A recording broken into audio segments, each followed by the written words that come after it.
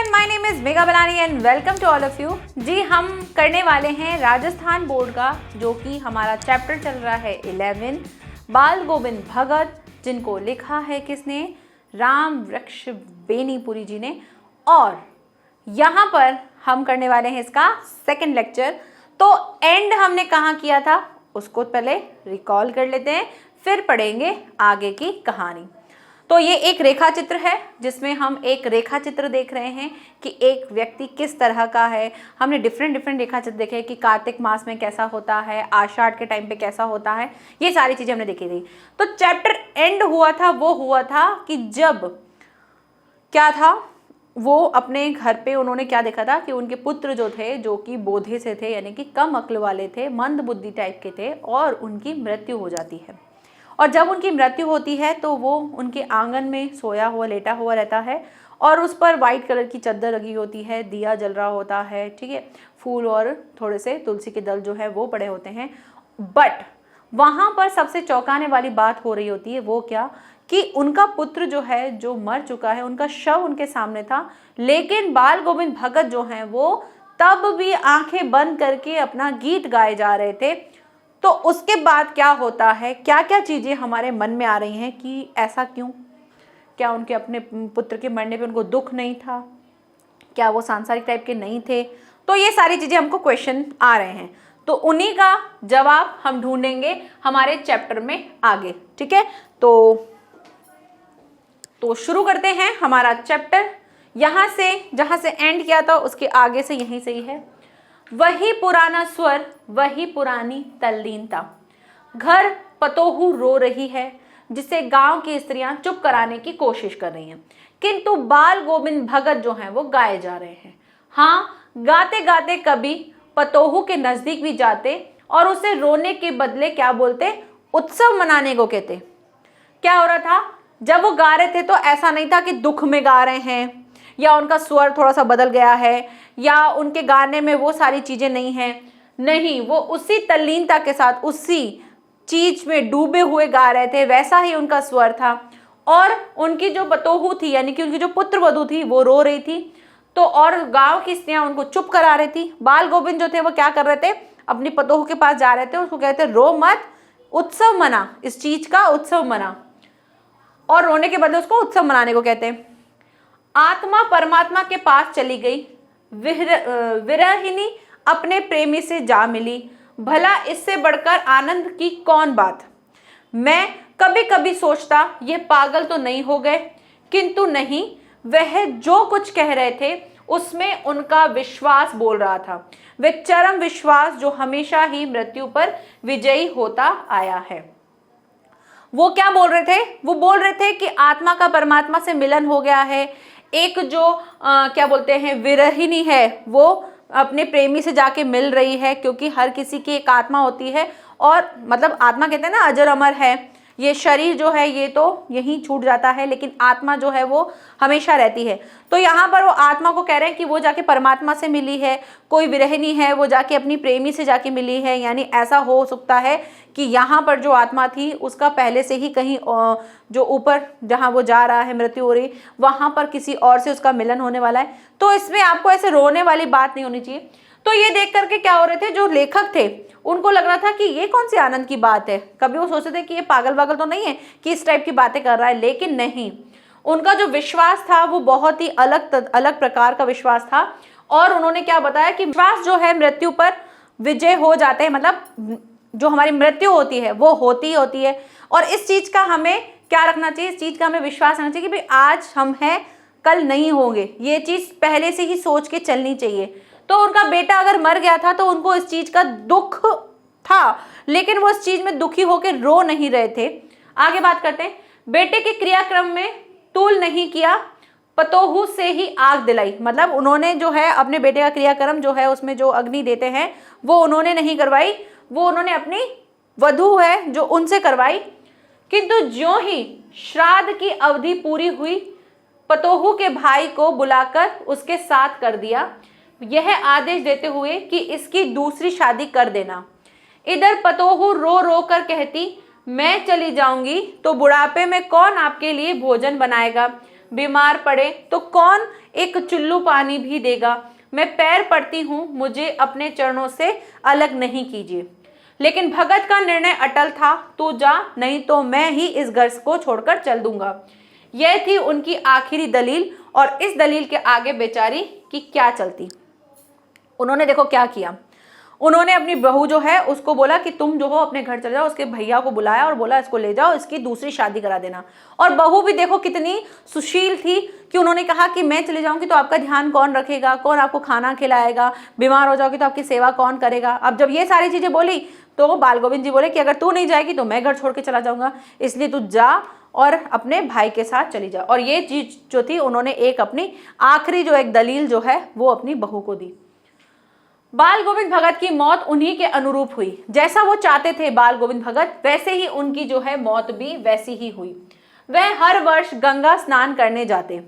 स्नान पर उतनी आस्था नहीं रखते जितना संत समागम और लोक दर्शन पर। उनको स्नान से इतना नहीं था, उनको था कि जहाँ गंगा स्नान करने जाते हैं वहाँ पे जो संत लोग आते हैं, वहाँ पे जो संत लोग बैठते हैं और उनके जो दर्शन है, लोक के दर्शन, वहाँ का जो दर्शन है वो उनको जब से ज़्यादा प्रभावित करता था, तो उसके लिए जाते थे। पैदल ही जाते थे। करीब 30 कोस पर गंगा थी, पैदल पैदल जाते थे 30 कोस पर, ठीक है। साधु को संभल लेने का क्या हक, और ग्रस्त किसी से भिक्षा क्यों मांगे। अतः घर से खाकर चलते तो फिर घर पर ही लौट कर खाते। अब साधु लोगों को कोई ऐसे संभल मतलब कि इतना ख्याल नहीं होता है कि क्या करना है, जाना है। हम लोग जाते हैं ट्रैवल करने के लिए, क्या करते हैं, पहला काम पैकिंग, दूसरा काम क्या लेके जाना है ट्रेन में, क्या लेके जाएंगे रास्ते में खाने के लिए, इस टाइप का पहले से ही प्लान करते हैं। ट्रेन में जाएंगे तो ये बना के ले जाएंगे, आलू पूड़ी बना के ले जाएंगे, ये खाएंगे, मतलब पहले से होता है। तो हम संत नहीं है संत ऐसे लोग होते हैं जिनको सिर्फ ऐसा हो कि बस जो हमारी मंजिल है, हमें वहां जाना है, उसके बारे में वो सोचते हैं। तो ये जो है ग्रस्त, इतना भाई ऐसा नहीं था, और ग्रस्त जीवन थे, भिखारी भी नहीं थे कि लोगों से मांग मांग के खाए। तो वो अपने घर से ही खा पी के जाते थे और वापस आकर ही खाते थे। भले उनका पहनावा एक लगता था कि साधु टाइप का है, लेकिन वो अपना जो नियम है वही फॉलो करते थे, ऐसे मांग के नहीं खाते थे। रास्ते भर खंजरी बजाते गाते, जैसे जहां प्यास लगती पानी पी लेते। 4-5 दिन आने जाने में लगते, किंतु इस लंबे उपवास में वे वही मस्ती, मतलब वो उपवास रखते थे, घर से खा के जाते थे। अब कितना 30 कोस था ना, हाँ 30 कोस अगर जाते थे तो 30 कोस में आना जाना तो 4 दिन तो लगेंगे। तो जाते थे आते थे, तब तक वो कुछ नहीं खाते थे, बस घर से जो खा के जाते थे फिर वापस घर आकर ही खाते थे। बट उस टाइम पर वो जो मस्ती वैसी ही थी। अब बुढ़ापा आ गया था, किंतु टेक वही जवानी वाली। बुढ़ापा आ गया था लेकिन टशन जो होता है वो कैसा था, बिल्कुल जवानी वाला ही था, वैसे ही था। इस बार लौटे तो तबीयत कुछ सुस्त थी। जब इस बार वो आए, क्योंकि अब बूढ़े हो चुके थे, अब इस बार जब आए तो वो थोड़े से सुस्त हो गए थे, मतलब थोड़े से उनकी जो तबीयत है वो थोड़ी सी नरम थी, ठीक है। आगे बढ़ते हैं। खाने पीने के बाद भी तबीयत नहीं सुधरी। खाना पिया, खाया वाया, जो भी घर आके उन्होंने खाया पिया, तो भी उनकी तबीयत ठीक नहीं हुई। थोड़ा बुखार आने लगा, किंतु नेम व्रत को छोड़ने वाले नहीं थे। बुखार था फिर भी वो उठते थे, सुबह सुबह स्नान करते थे, स्नान करके फिर ही पूजा पाठ करते थे। तो वही दोनों जून गीत जो है, स्नान ध्यान वो सब करते थे। खेती बाड़ी देखना। दिन दिन छिजने लगे। लोगों ने नहाने धोने से मना किया। अब वो क्या हुआ, दिन दिन जो है वो थोड़े से चिड़चिड़े से होने लगे। लोगों ने बोला कि भाई नहाया धोया मत करो, सुबह सुबह ठंडी ठंडी में आराम करने को कहा, किंतु वे हंसकर टाल देते, बोले हैं मैं तो ऐसा नहीं करता। उस दिन भी संध्या में गीत गाए, किंतु मालूम होता जैसे तागा टूट गया हो। माला का एक एक दाना बिखरा हुआ। भोर में लोगों ने गीत नहीं सुना। जाकर देखा तो बाल गोविंद भगत नहीं रहे, सिर्फ उनका पंजर पड़ा है, ठीक है। पंजर मीन्स क्या होता है, निर्जीव शरीर। तो उन्होंने क्या देखा कि भाई है ना, लोगों ने बोला कि भाई थोड़ा सा नहाओ दो मत और अपना जो नियम है उसको थोड़ा कम कर दो, लेकिन वो हंस के बोले कि नहीं नहीं ऐसा तो कुछ नहीं होगा। और संध्या के टाइम पे उन्होंने गीत गाया और गीत गाते गाते वहीं पर ही उनका जो है तागा टूट गया, मतलब वो वहीं पर ही उनकी मृत्यु हो गई। और एक एक जो दाना जो उनकी जो माला वो फेरते थे, वो एक एक दाना जो है वो बिखर चुका था। लोगों ने सुबह सुबह उनका गीत नहीं सुना। बोला आज तो बाल गोविंद जी का गीत नहीं सुनाई दिया, वरना सब लोग उन्हीं के गीतों पर ही जाग जाते थे। तो सुबह सुबह उनको गीत नहीं सुनाई दिया। तो घर आकर देखा, जब घर आकर देखा तो बाल गोविंद भगत जी जो थे वो नहीं रहे थे। उनका सिर्फ क्या पड़ा था, पंजर, यानी कि निर्जीव शरीर जो था वही था और उनकी मृत्यु हो चुकी थी। तो यहाँ पर ये चैप्टर जो है वो हमारा कंप्लीट होता है, जिसमें हमने क्या देखा, जिसमें हमने बाल गोविंद जी की भक्ति जो है, उनकी भक्ति में क्या साधना थी, वो सभी देखा। आगे देखते हैं प्रश्न उत्तर। पहला प्रश्न है, खेती बाड़ी से जुड़े गृहस्थ बाल गोविंद भगत अपनी किन चारित्रिक विशेषताओं के कारण साधु कहलाते थे? भाई वो थे तो गृहस्थ, लेकिन साधु इसलिए कहलाते थे क्योंकि कबीर के आदर्शों पर चलते थे, उन्हीं के गीत गाते थे, कभी झूठ नहीं बोलते थे, खरा व्यवहार रखते थे। ये क्या हो गया, थे होगा इधर, ठीक है, खरा व्यवहार रखते थे, किसी से भी दो टुक बात करने में संकोच नहीं करते थे, ना ही किसी से झगड़ा करते थे, किसी की चीज नहीं छूते थे, ना ही बिना पूछे व्यवहार में लाते थे। कुछ खेत में पैदा होता था तो सबसे पहले सिर पर लाद करके कबीर पंथियों के मठ पर ले जाते थे और वहां से जो मिलता था उसी को लेकर अपने प्रसाद के रूप में घर में खाते थे। लालच बिल्कुल नहीं था उनके मन में, तो ये कुछ चीजें थी जिस वजह से वो साधु टाइप के लगते थे। भगत की पुत्र वधू उन्हें अकेले क्यों नहीं छोड़ना चाहती थी? क्योंकि वो पता था कि बुढ़ापे में उनका कौन सहारा होगा, कौन उनको खाना पीना देगा, कौन उनकी तबीयत का ध्यान रखेगा, इसलिए उनको छोड़कर नहीं जाना चाहती थी। और उनके बेटे की मृत्यु हो चुकी थी तो एकमात्र वही उनका सहारा थी। तो भगत की पुत्र वधू उन्हें अकेले छोड़कर नहीं जाना चाहती थी क्योंकि भगत के बुढ़ापे का वे एकमात्र सहारा थी। उसके चले जाने के बाद भगत की देखभाल करने वाला और कोई नहीं था, इस वजह से वो उसे छोड़कर नहीं जाना चाहती थी। ठीक है, सिंपल। नेक्स्ट, भगत ने अपने बेटे की मृत्यु पर अपनी भावनाएं किस प्रकार व्यक्त की? बेटे की मृत्यु पर भगत ने पुत्र के शरीर को एक चटाई पर लिटा दिया, उसे सफेद चादर से ढक दिया तथा गीत गाकर अपनी भावनाएं व्यक्त की। उनके अनुसार आत्मा परमात्मा के पास चली गई है, विरहिणी अपने प्रेमी से जा मिली। ये आनंद की बात है, इसे दुखी नहीं होना चाहिए। तो अतः आपको रोना नहीं चाहिए, इसके लिए आपको क्या मनाना चाहिए? उत्सव मनाना चाहिए। इस तरह से उन्होंने अपनी भावनाएं व्यक्त की थी। ठीक है, आगे बढ़ते हैं। नेक्स्ट, भगत के व्यक्तित्व और उनकी वेशभूषा का अपने शब्दों में चित्र प्रस्तुत करो। बाल गोविंद भगत एक गृहस्थ थे, लेकिन उनमें साधु सन्यासियों के गुण थे। वे अपने किसी काम के लिए दूसरों को कष्ट नहीं देते थे, बिना अनुमति के किसी की वस्तु को हाथ नहीं लगाते थे, कबीर के आदर्शों का पालन करते थे। सर्दियों में भी अंधेरा रहता था तो पैदल जाकर के गंगा स्नान करके आते थे, उसके बाद भजन गाते थे। वेशभूषा से भी वो साधु लगते थे। इनके मुख पर सफेद दाढ़ी और सिर पर क्या होते थे? सफेद बाल थे। और वो एक कबीरों वाली टोपी जो है वो पहनते थे, गले में तुलसी की माला जो है वो पहनते थे। ये सारी चीजें आप लिखेंगे। तो गले में तुलसी की जड़ की माला पहनते थे, सिर पर कबीर पंथियों वाली टोपी पहनते थे, शरीर पर कपड़े में बस नाम मात्र के थे, सर्दियों में बस एक काला कंबल ओढ़ लेते थे और मधुर स्वर में क्या करते थे? भजन गाते फिरते थे। ठीक है, नेक्स्ट प्रश्न देखते हैं। नेक्स्ट प्रश्न क्या है? बाल गोविंद भगत की दिनचर्या लोगों के अचरज का कारण क्यों थी? भाई वृद्ध थे तो भी उनके अंदर स्फूर्ति जो थी, जो तंदुरुस्ती थी, जो फुर्ती थी, वो अलग ही टाइप की थी। सर्दी के मौसम में भी भरे बादलों वाले भादों की आधी रात में भी वे भोर में सबसे पहले उठ करके गांव से 2 मील दूर स्थित गंगा स्नान करने जाते थे। खेतों में अकेले ही खेती करते थे और गीत गाते रहते। विपरीत परिस्थिति होने के बाद भी वो उनकी दिनचर्या में कोई परिवर्तन नहीं आता। एक वृद्ध में अपने कार्य के प्रति इतनी सजगता जो है वो देख करके लोग जो है वो दंग रह जाते कि इतना वृद्ध था फिर भी ये सारी चीजें इजीली कर लेता था, तो लोग बहुत आश्चर्यचकित हो जाते थे। आगे, पाठ के आधार पर बाल गोविंद भगत के मधुर गायन की विशेषता लिखिए। बाल गोविंद भगत के गीतों में एक विशेष प्रकार का आकर्षण था। वो खेतों वाली सारी बातें लिख देना। खेतों में जब वे गाना गाते थे तो स्त्रियों के होठ जो हैं बिना गुनगुनाए नहीं रह पाते थे। गर्मियों की शाम में उनके गीत वातावरण में शीतलता भर देते थे। संध्या समय पर जब भी वे अपनी मंडली समेत गाना गाने बैठते थे तो उसके द्वारा गाए गए पदों को उनकी मंडली दोहराया करती थी। उनका मन उनके तन पर ही हावी हो जाता था और मन के भाव शरीर के माध्यम से प्रकट हो जाते थे और वे नाचने झूमने लगते थे। ठीक है, तो इस तरह से उनका जो गायन था वो उसमें ये सारी विशेषताएं थी। आगे बात करें तो कुछ मार्मिक प्रसंगों के आधार पर यह दिखाई देता है कि बाल गोविंद भगत प्रचलित सामाजिक मान्यताओं को नहीं मानते थे। पाठ के आधार पर उन प्रसंगों को बताइए। भाई वो नहीं मानते थे, क्यों? क्योंकि जब उनकी बेटे की मृत्यु हो गई तब वो रोए नहीं, वो उस चीज को उत्सव कहते हैं। अदरवाइज क्या होता है, किसी के घर में किसी की डेथ हो जाए तो सब लोग क्या करने लग जाते हैं? विलाप करने लग जाते हैं, रोते हैं। उस टाइम पे माहौल बहुत अलग सा हो जाता है, नेगेटिव सा हो जाता है। लेकिन उस टाइम पर ये जो थे बाल गोविंद जी, ये इस तरह का व्यवहार नहीं कर रहे थे, तो थोड़े से सामाजिक रूप में अलग तरह से थे। तो पहली चीज, तो जब बाल गोविंद भगत के बेटे की मृत्यु हुई तो उस समय सामान्य लोगों की तरह शोक करने की बजाय वो भगत ने उनकी शैया के समक्ष गीत गाकर उनके भाव प्रकट किए। आत्मा का परमात्मा से मिलन हो गया, ये आनंद मनाने का समय है, दुखी होने का नहीं। एक तो ये चीज। दूसरी चीज क्या थी? दूसरी चीज ये थी कि जब उनका भाई अब जो है उनकी बहू जो है वो वहीं रहे कायदे से, तो वो क्या समाज में क्या होता है कि बहू जो है वहीं रहती है, कौन दूसरा विवाह करवाने के लिए कहता है। लेकिन बाल गोविंद भगत ने अपनी पतोहू जो है उसकी लाइफ जो है आगे सही रहे, सब कुछ सही रहे, इसलिए उन्होंने उनकी क्या कहा, बोला कि मैं तुम्हारे भाई को बुला के तुम्हारी शादी करवा दूंगा। तो ये एक चीज है, ठीक है।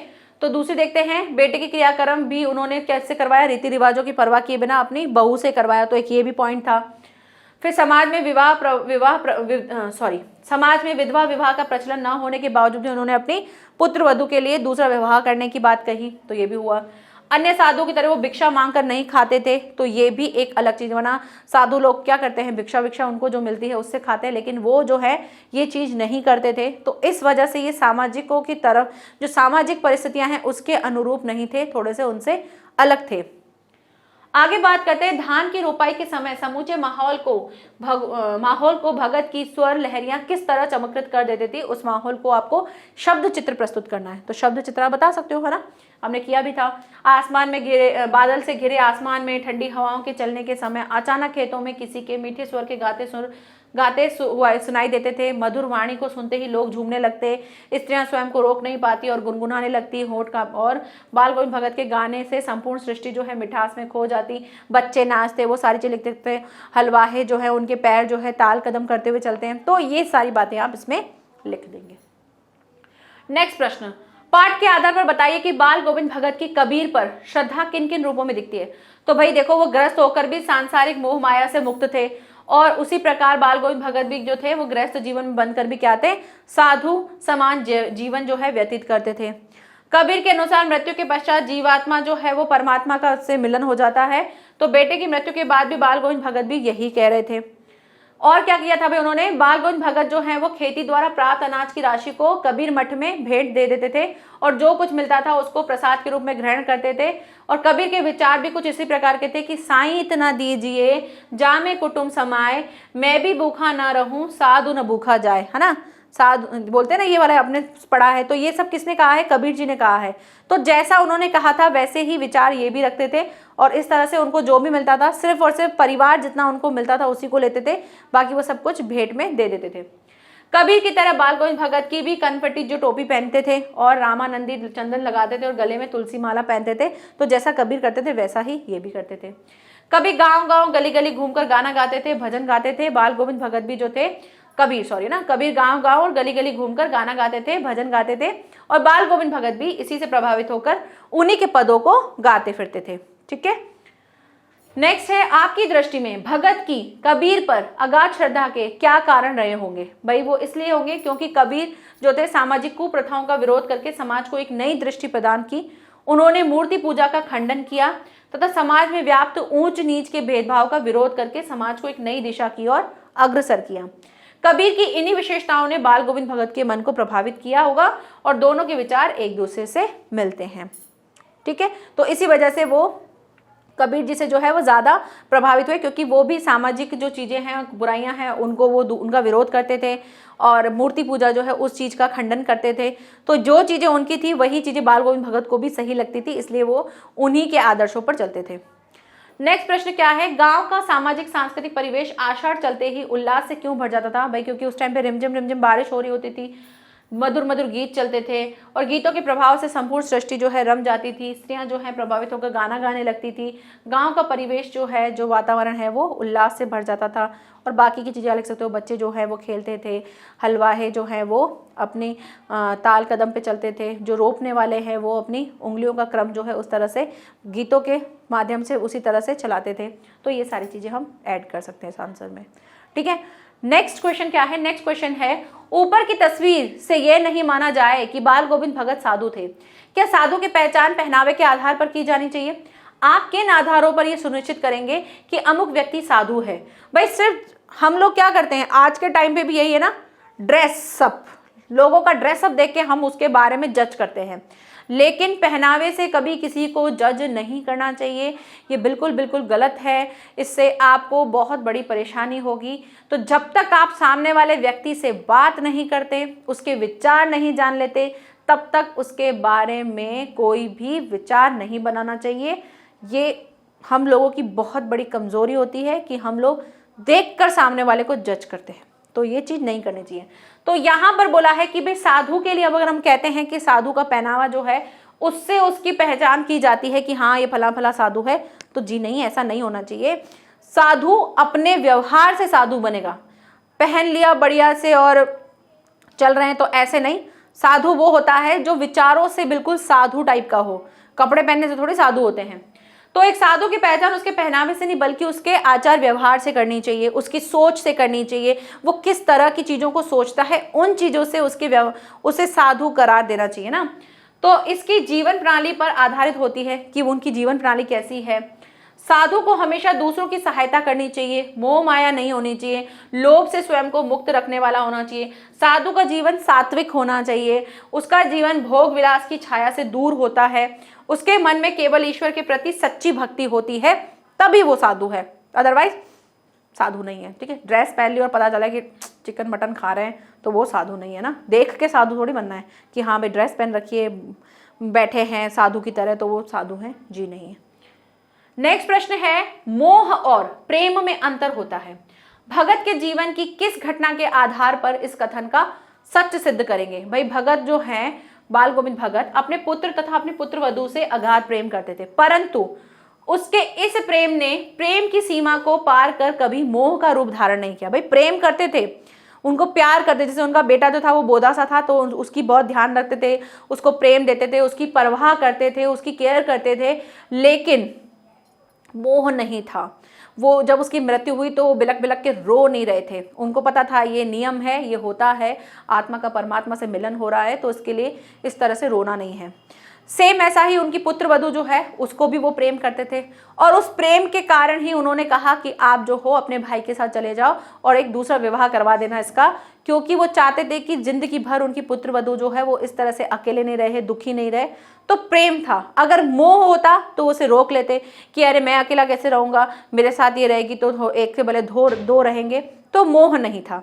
ठीक है, जब भगत के पुत्र की मृत्यु हो जाती है तो पुत्र मोह में पड़कर वो रोते बिलकते नहीं हैं, बल्कि पुत्र की आत्मा के परमात्मा से मिलने की खुश होते हैं। और दूसरी तरफ वे चाहते तो मोहवश अपनी पुत्र वधू को अपने पास रोक ले सकते थे, लेकिन उन्होंने ऐसा नहीं किया। उन्होंने अपनी पुत्र वधू को जाने दिया कि तुम जाओ और अपना नया जीवन बसाओ आगे। परंतु उन्होंने अपनी पुत्र वधू को जबरदस्ती उसके भाई के साथ भेजकर उसके दूसरे विवाह के निर्णय लिया। और सच्चा प्रेम अपने सगे संबंधियों में की खुशी में है, परंतु मोहवश हम सामने वाले के सुख की अपेक्षा अपने सुख को प्रधानता देते हैं। बाल गोविंद भगत ने भी सच्चे प्रेम का परिचय देकर अपने पुत्र और पुत्र वधू को ही उचित माना। मोह नहीं रखना चाहिए किसी भी चीज के लिए। आप किसी चीज से प्रेम करते हो तो प्रेम करो, लेकिन उसको ये न सोचो कि नहीं ये तो मेरे पास ही रहेगा तभी मतलब प्रेम है, अदरवाइज ये दूर चला गया तो मेरा प्रेम खत्म हो जाएगा। तो ये चीज प्रेम और मोह जो है उन दोनों में अंतर था और जो बाल गोविंद जी ने दिखाया। Thank you so much. यहीं पर ही हमारा चैप्टर जो है वो कंप्लीट होता है विद क्वेश्चन आंसर। मिलते हैं हमारे नेक्स्ट चैप्टर में, जो कि चैप्टर नंबर 12 करेंगे। तब तक के लिए thank you so much, bye bye and take care.